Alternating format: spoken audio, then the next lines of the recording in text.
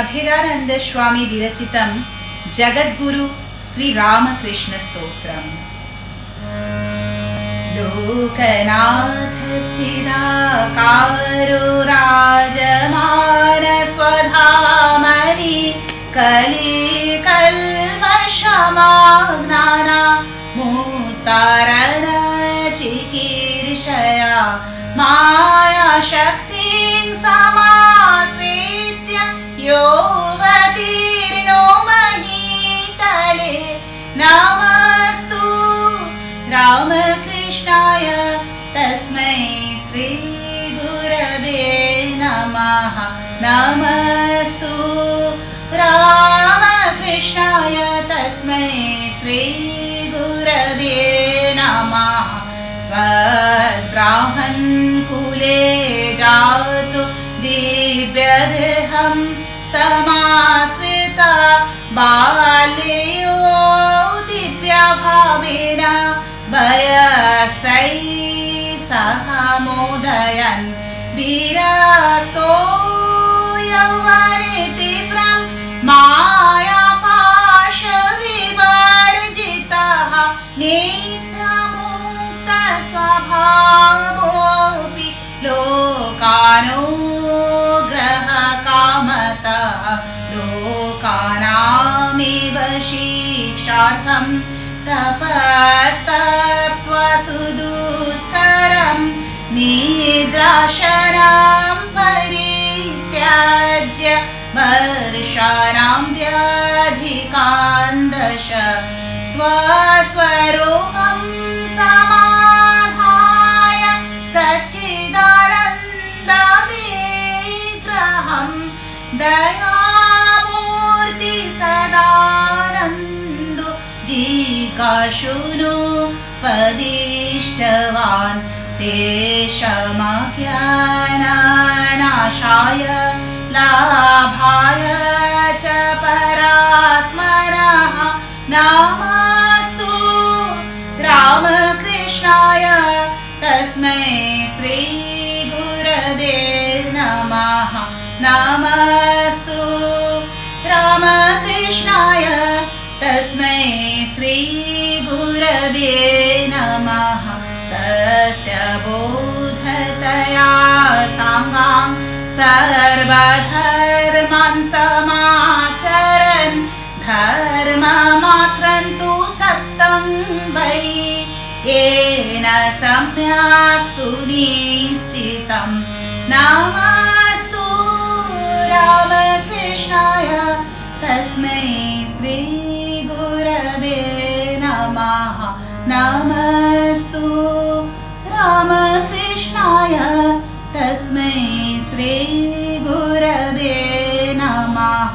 यो भक्तान् भक्तिमार्गे तूनिनाय लोकनायक आकृष्य मानसं तेषां भक्तिसिञ्चितया गिरा दर्शयित्वा महाभावं परमानन्ददायकम्।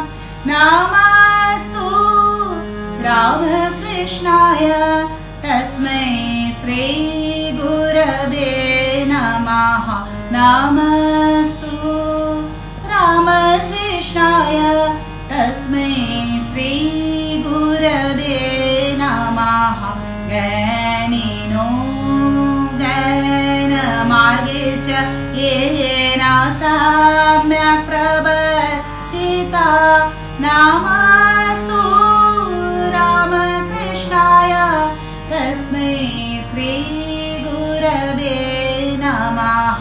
नमस्तु रामकृष्णाय तस्मै श्री गुरवे नमः।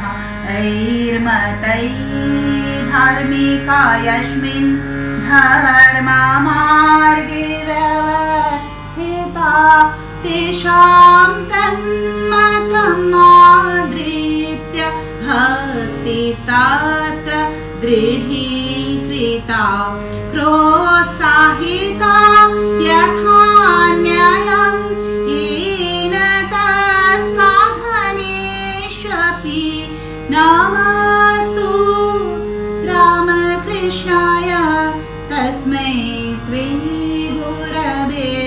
नमः नमस्तु रामकृष्णाय तस्मै श्री गुरवे नमः पूजिताय वै शाश्वत सर्वे अपि साम्प्रदायिका सम्प्रदाय विहीनोय सम्प्रदायं न निन्दति नमस्तु रामकृष्णाय तस्मै श्री गुरवे नमः नमस्तु रामकृष्णाय तस्मै श्री गुरवे नमः पूजिताय वै शाश्वत सर्वेऽपि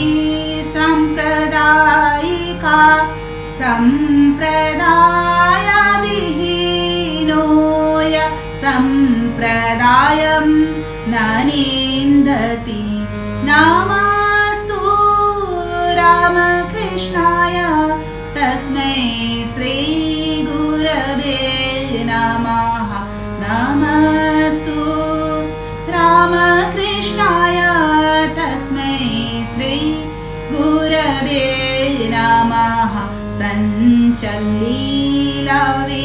सञ्चल्लीलाविलासेन येन सर्वमिदं ततं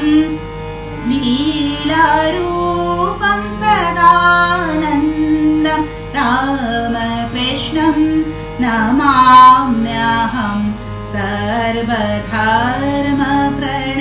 सर्वधर्मप्रणेतारं धर्मग्लानिविनाशकं साधुमित्रं शिवं शान्तं रामकृष्णं नमाम्यहम् अज्ञानतिमिरेयस्तु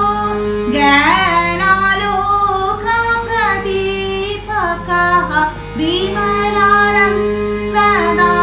विमलानन्ददानाय प्रादुरासीन् महीतले नमस्तु रामकृष्णाय तस्मै श्री गुरवे नमः नमस्तु रामकृष्णाय तस्मै श्री गुरवे नमः संसारयार्णव घोरे यः कर्णधार स्वरूपकः नमस्तु रामकृष्णाय तस्मै श्री गुरवे नमः नमस्तु रामकृष्णाय तस्मै श्री गुरवे नमः त्वं हि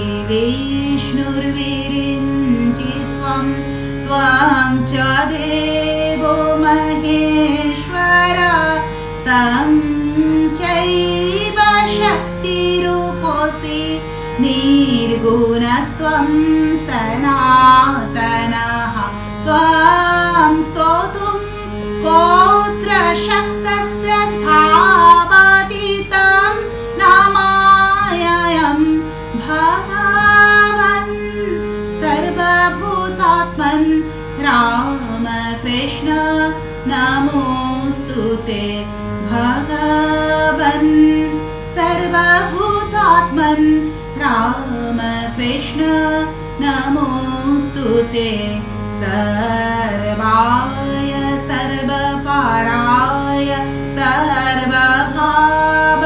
सर्वभावस्वरूपिणे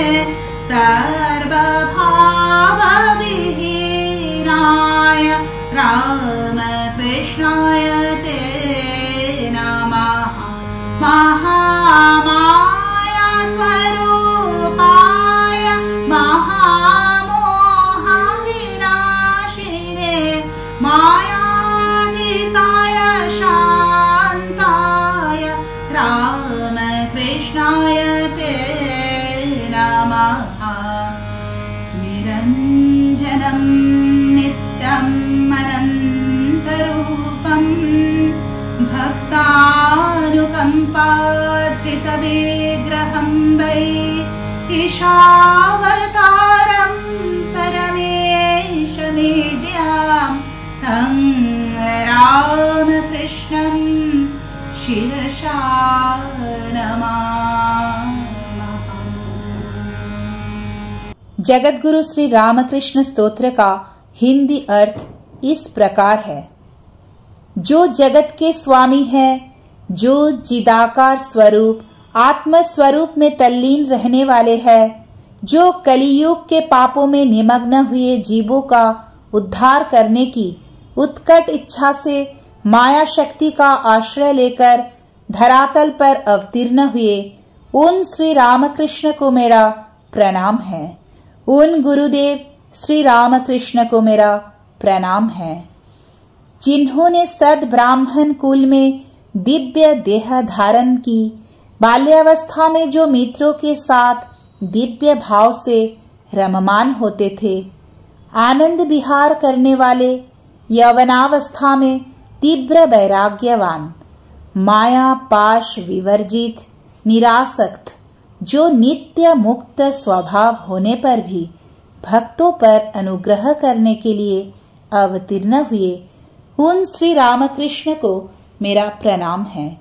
उन गुरुदेव श्री रामकृष्ण को मेरा प्रणाम है, जिन्होंने जनसाधारण को ज्ञान प्रदान करने हेतु निद्रा और भोजन का त्याग करके 12 वर्षों तक कठोर तपस्या की, सच्चिदानंद ब्रह्म रूप में स्वयं लीन होकर समाधि में लोगों के अज्ञान का नाश करने और परमात्मा की प्राप्ति के लिए दया स्वरूप और सदैव आनंद स्वरूप ऐसे श्री रामकृष्ण जिज्ञासियों को उपदेश देने लगे, उन श्री रामकृष्ण को प्रणाम है। उन गुरुदेव श्री रामकृष्ण को मेरा प्रणाम है। सत्य की अनुभूति के कारण सांग समस्त धर्मों के समाचरण करने के उपरांत जिन्होंने सम्यक रूप से ये सुनिश्चित किया कि सभी धर्म सत्य है, उन श्री रामकृष्ण को प्रणाम है। उन गुरुदेव श्री रामकृष्ण को मेरा प्रणाम है। जो लोकनायक है, जो भक्तों को भक्ति मार्ग में प्रवृत्त करते हैं, जो भक्ति भाव से पूर्ण सिंचित अपनी वाणी से उनके मन को आकर्षित करते हैं, जो परमानंद देने वाले हैं, दिव्य भाव का दर्शन कराने वाले उन श्री रामकृष्ण को प्रणाम है। उन गुरुदेव श्री रामकृष्ण को मेरा प्रणाम है। जो ज्ञानियों को ज्ञान मार्ग से सम्यक रूप से प्रवृत्त कराया, उन श्री रामकृष्ण को प्रणाम है। उन गुरुदेव श्री रामकृष्ण को मेरा प्रणाम है। जिस मत प्रणाली के अनुसार धार्मिक जन जिन जिन धार्मिक संप्रदायों में आरूढ़ हुए हैं, उनके उस मत का आदर करके उनकी भक्ति भावना को और सुदृढ़ किया।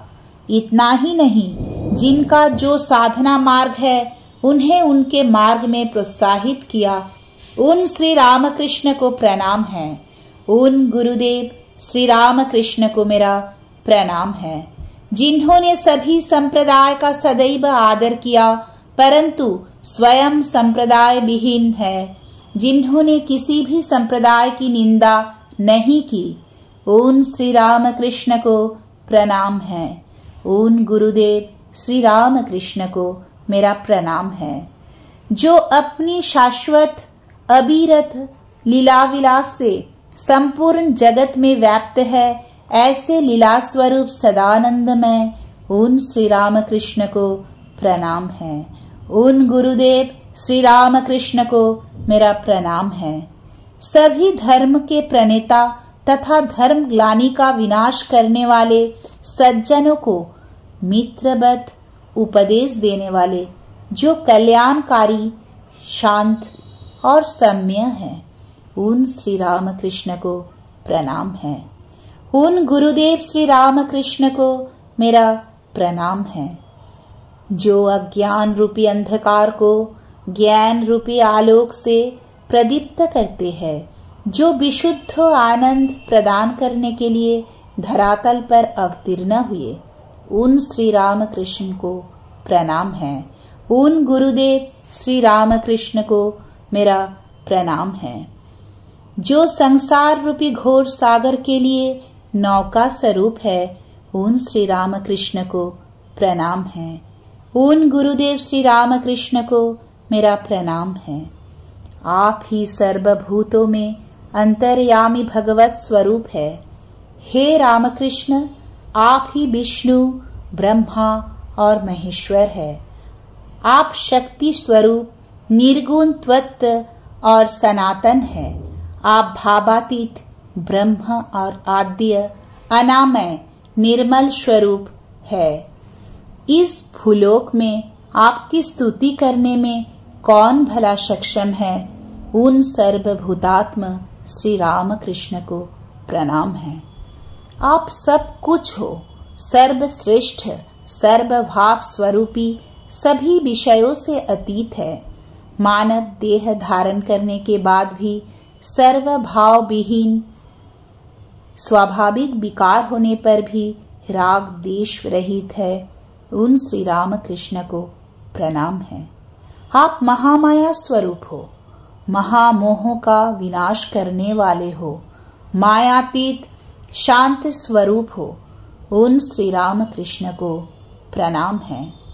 जो नित्य निरंजन स्वरूप है, अनंत स्वरूप है, भक्तों पर अनुकंपा करने के लिए विविध रूप धारण करने वाले हैं, जो ईश्वर के अवतार है, जो परमेश्वर तथा पूज्य है, कल्याण करने वाले हैं, उन श्री रामकृष्ण को हम नतमस्तक होकर प्रणाम करते हैं।